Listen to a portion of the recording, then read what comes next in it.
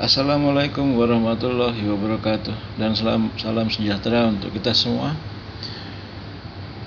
Pada materi keempat ini kita membahas mengenai sales kontrak atau kontrak penjualan atau kontrak dagang. Pengertian dari sales kontrak itu merupakan kesepakatan antara penjual dan pembeli mengenai hak dan kewajiban eksportir sebagai penjual dan importir sebagai pembeli. Sebagaimana kita ketahui sebelumnya bahwa sales kontrak ini merupakan hasil dari proses negosiasi antara eksportir dan importir setelah melalui tahapan promosi, inquiry, kemudian offer sheet dan order sheet, ya, sehingga setelah terjadi kesepakatan maka dituangkan dalam sales kontrak. Sales kontrak biasa disebut juga contract of sale atau agreement to sell atau sales confirmation atau contract sales of goods dan sebagainya. Sales kontrak merupakan dokumen induk yang akan diikuti oleh kontrak-kontrak lainnya seperti kontrak untuk pelayaran, perusahaan pelayaran, asuransi, dan lain-lain. Sales kontrak didasarkan pada hukum kontrak internasional atau international contract law. Meskipun demikian, tetap mengacu atau memperhatikan pada hukum di negara eksportir maupun hukum di negara importir yang nanti akan dijelaskan kemudian. Isi sales kontrak pada umumnya di dalamnya terdapat jenis dan nomor kontrak, kemudian nama dan alamat importir, nama dan alamat eksportir, jenis dan mutu barang yang diperjualbelikan, cara penyerahan dan pengiriman barang, harga satuan dan total barang, kualitas barang, toleransi atas kualitas dan harga barang, cara pengemasan atau packagingnya, asuransi, klaim dan cara penyelesaiannya, dokumen yang dipersyaratkan, cara pembayaran, dan lain-lain tambahan yang disepakati antara eksportir dan importir yang dituangkan dalam sales kontrak. Klausul utama dalam sales kontrak terdapat 6 klausul utama. Yang pertama adalah scope of work atau lingkup dari pekerjaan yang dilakukan. Scope of work itu harus dijelaskan dalam kontrak barang-barang yang akan diperjualbelikan, ya, harus dicantumkan nama dan kuantitas barangnya. Demikian pula ruang lingkup pekerjaan yang dilakukan oleh eksportir, misalnya berkaitan dengan instalasi atau pelatihan jika misalnya penggunaan alat dan sebagainya, dan layanan lainnya yang mengikuti akan barang yang dijual. Ruang lingkup pekerjaan yang harus dilakukan yang terkandung dalam spesifikasi teknis harus dimasukkan dalam kontrak. Jika diperlukan, disebutkan pula jasa pendukung lainnya seperti izin pemerintah dan izin yang diperlukan untuk pelaksanaan kontrak. Kejelasan dari scope of work ini bisa menggambarkan apa yang akan dilakukan oleh terutama eksportir berkaitan dengan pekerjaan yang harus dilakukan terkait dengan barang yang diperjualbelikan yang akan dijual kepada importir.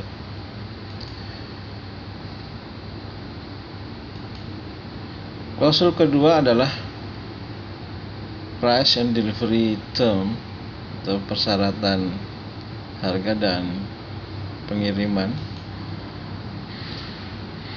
Total harga itu dinyatakan dalam kontrak, termasuk di dalamnya jika ada toleransi kenaikan harga apabila ada kejadian tertentu, misalnya ada kenaikan harga bahan baku ya, karena inflasi, kenaikan biaya tenaga kerja, atau mungkin juga kenaikan nilai kurs ya. Kontrak juga harus menentukan mata uang di mana pembayaran harus dilakukan ya. Ini penting karena fluktuasi valuta asing atau fluktuasi kurs dapat mempengaruhi keuntungan perusahaan baik importir maupun eksportir. Pilihan yang biasa terjadi adalah apakah mata uang yang digunakan adalah mata uang dari negara importir atau mata uang dari negara eksportir. Ini biasanya harus disepakati ya. Tentu masing-masing ada kelebihan dan kekurangannya baik bagi importir maupun bagi eksportir. Ketiga, klausul yang dimasukkan dalam kontrak adalah tanggal dan cara pengiriman barang. Yang ketiga adalah quality, performance dan liability. Di dalam kontrak, standar barang atau kinerja yang harus dipenuhi dan memberikan jaminan dapat diuji secara objektif itu dicantumkan dalam kontrak. Yang kedua, jika terjadi kerusakan maka harus dijelaskan kerusakan yang harus ditanggung oleh penjual berdasarkan jenis dan di mana kerusakan itu terjadi. Hal ini untuk mengantisipasi kerugian yang mungkin akan ditimbulkan terhadap pembeli. Dijelaskan pula pembatasan tanggung jawab dari kualitas produk atau kinerja pekerjaan ya. Karena dalam transaksi ekspor impor ada beberapa pihak yang terlibat selain eksportir dan importir. Misalnya saja perusahaan pengangkutan, bisa saja terjadi penurunan kualitas barang itu terjadi pada saat pengiriman dan sebagainya. Yang berikutnya adalah tax and duties, yaitu pajak dan bea cukai. Dijelaskan pula dalam kontrak tentang peraturan pajak dan bea yang berlaku di negara eksportir maupun importir. Hal ini untuk berjaga-jaga jangan sampai terjadi perselisihan karena ketidakfahaman aturan pajak di masing-masing negara. Kemudian perlu dihitung implikasi dari pajak dan bea cukai yang dihitung dari harga barang di negara eksportir maupun importir, terutama dalam menghitung atau melakukan kalkulasi harga ekspor maupun harga impor, sehingga harga yang ditetapkan dalam selisih kontrak adalah harga final yang sudah tidak bisa dirubah dan diharapkan telah memperhitungkan pajak dan bea. Yang ketiga adalah mengevaluasi dampak dari pengenaan pajak terhadap harga ekspor dan impor. Ya. Yang kelima, garantis dan bonds atau jaminan dan obligasi. Jaminan dan obligasi harus dijelaskan dalam sales kontrak. Jaminan dan obligasi ini diperlukan untuk menjamin pembayaran oleh importir dan menjamin kemampuan eksportir untuk memenuhi kewajibannya.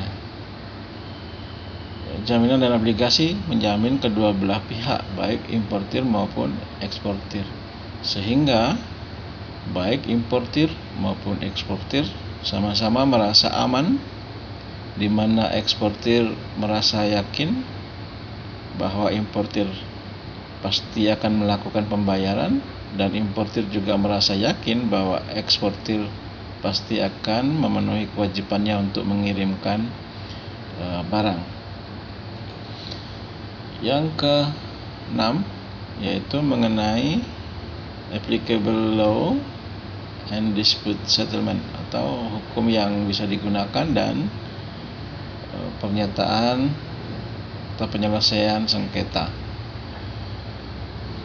Prinsip dasar hukum kontrak internasional adalah kebebasan berkontrak, yang berarti bahwa para pihak baik importir maupun eksportir menyetujui atau berhak menyetujui di antara mereka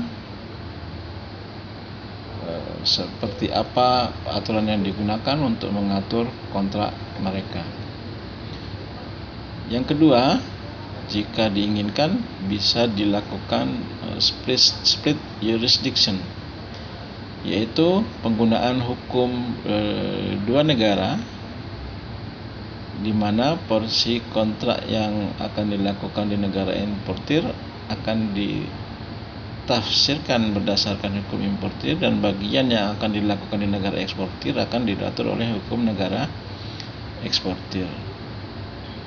Atau bisa juga dalam hal terjadi sengketa digunakan lembaga arbitrase internasional atau lembaga bantuan hukum internasional sebagai sarana untuk menyelesaikan sengketa. Ya, tentu sengketa ini tidak diinginkan bersama, namun untuk berjaga-jaga saja, jangan sampai terjadi kesalahpahaman atau kesalahan komunikasi pada saat pelaksanaan kontrak. Itulah klausul-klausul yang utama dalam sales kontrak, yang terdiri dari 6 klausul yang harus dicantumkan dalam sales kontrak. Tambahan-tambahan klausul bisa dilakukan sesuai dengan kesepakatan antara importir maupun eksportir. Demikian materi di pertemuan keempat ini. Terima kasih telah menyaksikan. Assalamualaikum warahmatullahi wabarakatuh. Salam sejahtera untuk kita semua.